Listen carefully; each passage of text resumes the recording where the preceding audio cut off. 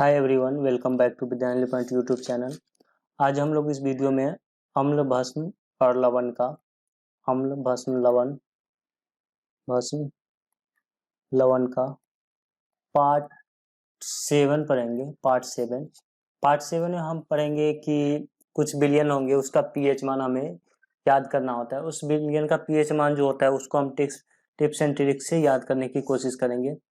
और इससे पहले हम लोगों ने पार्ट 6 तक पढ़ लिया है, तो आप लोगों ने पार्ट 6 तक नहीं देखा था, आप लोग से रिकमेंड यही करूंगा कि पहले आप पार्ट 6 तक देख लें, इसके बाद ये देखें। इसमें हम लोग बिलियन का पीएच मान जो होता है उसको याद करने की कोशिश करेंगे टिप्स एंड ट्रिक्स से, और वो आसानी से याद होगा। जैसा कि हम लोगों ने कुछ लवण के जो सूत्र होता है वो याद किया था टिप्स एंड ट्रिक्स से, पदार्थ में उपस्थित अम्ल जो होते हैं उनको टिप्स एंड ट्रिक्स से याद किया था। इसको पीएच मान को भी हम लोग क्या करेंगे, याद करेंगे टिप्स एंड ट्रिक्स से। तो चलिए शुरू करते हैं। जैसे यहाँ पे आप देख रहे होंगे, यहाँ पे लिखा है कि अमाशय रस का पीएच मान कितना होता है 1, नींबू का पीएच मान 2.4, सिरका का कितना 3.0, टमाटर का 4.1, पसीना का 4. कितना 5।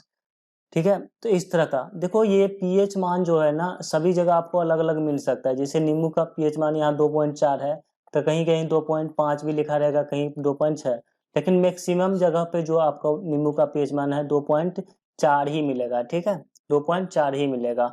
जैसे और मैं कुछ दिखा देता हूँ, जैसे यहाँ पे आप समझ जाओ, यहाँ पे मैं दिखा देता हूँ कि जैसे ये है ना पेशाब, इसका पीएच मान 6 है यहाँ पे इस आपके बुक में, तो यहाँ कभी कभी 4.8 से लेके 8.4 तक होता है इसका पीएच मान। ठीक है, तो वो अलग अलग हो सकता है, आपको बस याद करना है, आपको ऑप्शन देख के लगाना है जो आपके ऑप्शन में आ जाए। ठीक है, तो चलिए हम लोग शुरू करते हैं। तो सबसे पहले हमको याद करना है कि अमाशय रस का पीएच मान। अमाशय रस का पीएच मान देखो, अमाशय रस का पीएच मान कितना होता है, 1 होता है। कितना होता है, 1 होता है। तो इसको कैसे आप याद करो, सोचो, मनुष्य के शरीर में आमाशय कितना होता है, एक मनुष्य का शरीर होगा तो उसके आमाशय 1 ही होंगे, तो आपको याद आ जाएगा। आमाशय क्या होता है मनुष्य के शरीर में, तो एक मनुष्य के शरीर में 5-6 आमाशय तो होंगे नहीं, तो एक मनुष्य के शरीर में आमाशय कितना होगा, 1 ही होगा। तो आमाशय रस इस तरह से आ जाएगा कि आमाशय 1 ही होता है, तो आमाशय रस का पीएच मान कितना होता है, 1। ठीक है, इसके बाद हमको याद करना है नींबू का पीएच मान कितना, 2.4। तो नींबू का पीएच मान याद करने के लिए आप ये गाना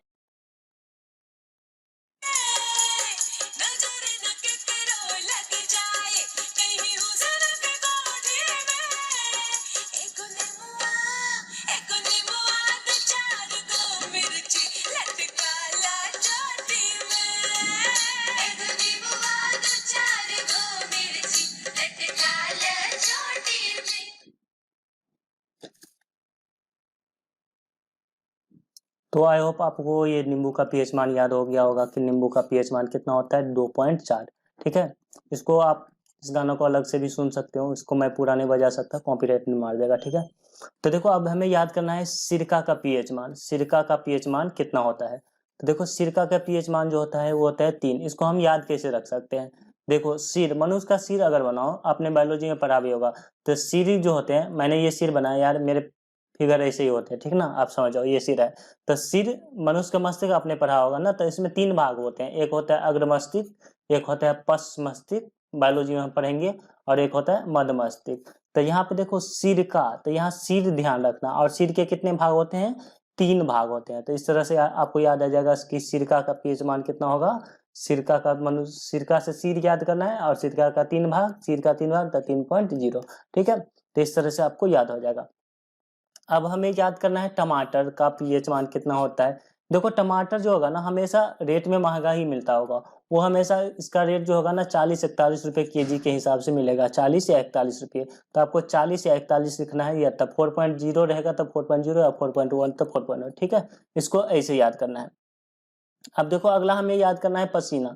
पसीना का पीएच मान क्या होता है, देखो पसीना, एक आदमी था जो, जिसको पसीना आ रहा था, जिसको आ रहा था क्या, पसीना।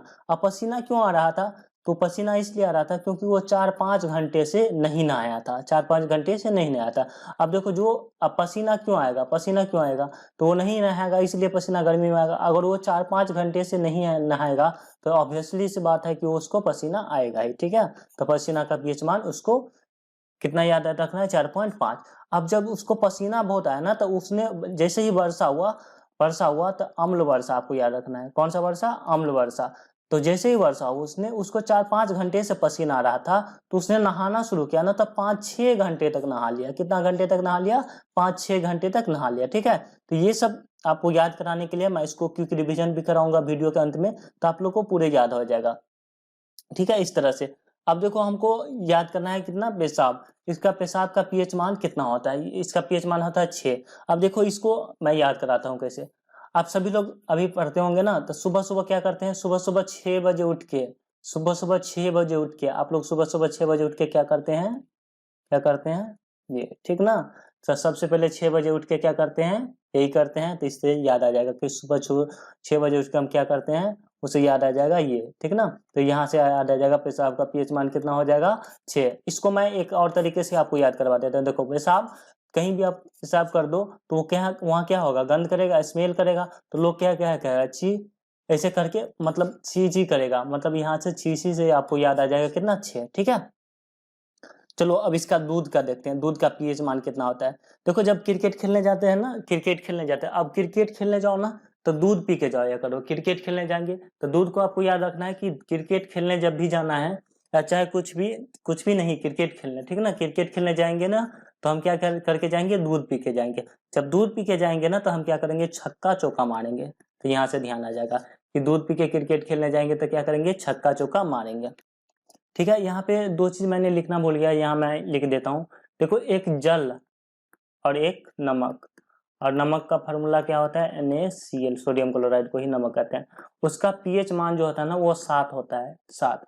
शुद्ध जल का पीएच मान कितना होता है? 7। और नमक का भी पीएच मान कितना होता है? 7। तो मैं यहाँ ये भी थोड़ा समझा देता हूँ, ये पीएच के स्केल क्या होता है। देखो पीएच स्केल जो होता है ना, पीएच स्केल, इसमें 0 से 14 तक नंबर अंकित होता है, और बीच में यहाँ 7 होते हैं, इधर 6, 5, 4, 3, 2, 1, इस तरह का होगा, 1, 0, और इधर यहाँ तक कितना होगा? 14। तो 7 से कम जो होंगे ना, 7 से कम अगर पीएच मान होगा तो वो क्या होगा? अम्लीय। कितना होगा? अम्लीय। और 7 से अधिक होगा तो क्या होगा? क्षारीय। और 7 पे जो होगा ना, वो 7 पे जो होता है उसको बोलते हैं हम उदासीन। 7 पे बोलते हैं उदासीन। इस पीएच स्केल को जो खोज किया था ना, मतलब बनाया था पीएच स्केल, इसका नाम था सारेनसन। इसका नाम क्या था? सारेनसन। ठीक है, सारेनसन। तो ये होता है पीएच मान। तो मैं यहाँ 2 चीज याद करवाना है कि जल का और नमक का पीएच मान कितना होता है? 7 होता है।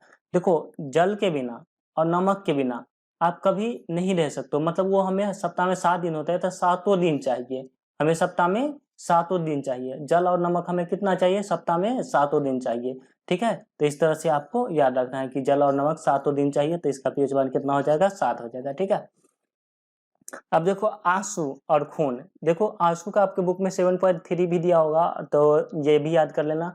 और आंसू और खून का पीएच मान एक्चुअली में 7.4 होता है। ठीक ना, तो इसको हम कैसे याद करते हैं? देखो आप यहाँ पे देखो, जो लोग अगर आपसे पूछा आप सबसे ज्यादा किसको चाहते हो, ठीक ना, तो सबसे ज्यादा किसको चाहते हो, किसको चाहेंगे आप? ठीक ना, तो जो हमारे लिए खून और आंसू बहा सकता है, मतलब खून, अपने खून वाले लोगों से जो अपने खून के होंगे और वो हमारे लिए आंसू बहाएंगे। तो खून, जो हमारे लिए खून और आंसू बहा सके, ठीक ना, मतलब जो हमारे खून के होंगे, मतलब अपने ब्लड रिलेटिव, और वो आंसू बहाते होंगे, तो उनसे क्या होगी? बहुत ज्यादा चाहत होगी। तो चाहत से आपको याद करना है कितना? 74। कितना याद करना है? 74। तो 74 लिख दो, 7.4। ठीक है, तो इसको ऐसे याद करना है। कैसे याद करोगे? मैं एक बार फिर से करवा। तो इसको याद करना है, जो हमारे खून के लोग होते हैं, जो हमारे ब्लड रिलेटिव होते हैं, और जो हमारे लिए आंसू बहाते हैं, उसे हमें बहुत क्या होती है? चाहत होती है। क्या होती है? चाहत होती है। तो चाहत से याद कर लेना आप 74, और 74 को लिख देना 7.4। ठीक ना, 7.4। ठीक है,